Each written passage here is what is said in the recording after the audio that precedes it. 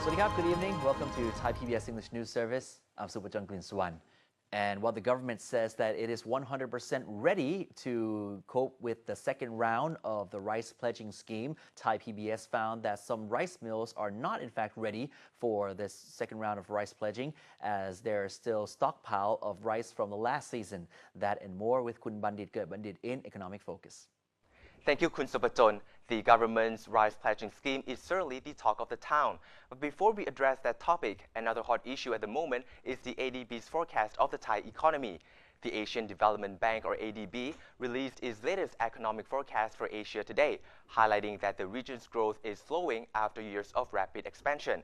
The global economic slowdown has affected Thailand's exports and hence its economic prospects. To protect itself from the crisis, the ADB insisted that Thailand has to create jobs and promote inclusive growth by expanding its service sector.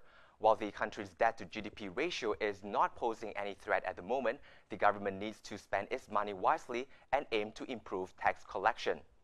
The Asian Development Bank, or ADB, has decreased its projection of Thailand's GDP growth for this year, adjusting it downward from 5.5% earlier in the year to 5.2%. The lowered figure can be partly attributed to a slowdown in the demand for Thai exports due to the global economic slowdown, including Asia's two economic giants, China and India, whose economic expansion forecast is expected to be reduced by 1.6 and 0.9 percentage points respectively year on year. In light of the troubling external environment, the ADB suggests that Asian countries like Thailand undergo an economic structural change through the development of the service sector, which, among other things, is a source of job creation and a center for inclusive growth. For a country like Thailand who would like to break through middle income trap, what we need to do, we need to create value added to the economies. And service sector is where value added is highest. That's why ADB think that service sector is the way to go. On the brighter side, the ADB said that Thailand's inflation rate will remain at the non-critical level of 3% and confirmed that the country's debt-to-GDP ratio will not exceed 50% for the next 3 years, or considerably below the 60% disciplinary ceiling set by the Finance Ministry.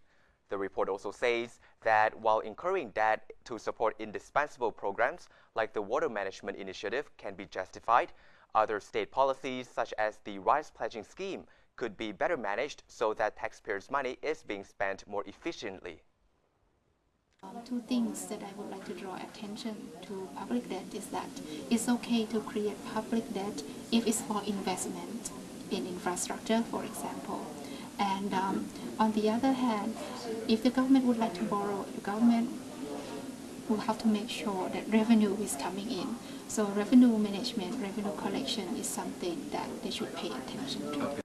The ADB economist insisted that the government has to pay attention to its tax revenue collection if it wants to borrow more for its projects, while the Director General of the Fiscal Policy Office, Somchai Satchapong, was quoted as saying that the government's tax revenues for the first 11 months of the 2012 fiscal year, or from September 2011 through August 2012, were almost 20 billion baht below target. This was mainly due to the government's reduction in corporate tax and suspension of the rise in the tax levy on diesel. Now on rice pledging, despite widespread criticism, the Pheu Thailand administration is pressing ahead with its signature policy of rice pledging, or guaranteeing to purchase all rice produced in Thailand at a predetermined price. While the second round of rice pledging for 2012-2013 season has begun 2 days ago, Thai PBS's latest visit to rice mills in Nakhon Pathom province found that many of them are not yet ready to accept new crops from farmers, since massive stockpiles of rice from the last season are still in storage. So-called second crop rice milled under the previous round of rice pledging remains in the warehouses of many mills across Nakhon Pathom province and cannot be moved to the still full central warehouses. Some mills are actually overloaded with rice waiting to be processed. Meanwhile, the Commerce Minister Bunsong Teriyapirom says that anti-corruption measures have been put into full force and that there are over 800 farmers who have participated in the scheme to date. He said that there is no problem with storing the rice, except for millers who did not operate in line with the state's order to mill rice. However, these images appear to contradict the minister's statement that there will be no storage problem with the program. Many rice mill owners admitted that they even have to reject farmers who want to pledge their crop in the new round of rice pledging because there is simply not enough space for more rice. Apart from the lack of storage space capacity, Thai PBS found that of the 33 mills in Nakhon Pathom province, only 3 mills are in service. The rest are waiting for state authorities to inspect them.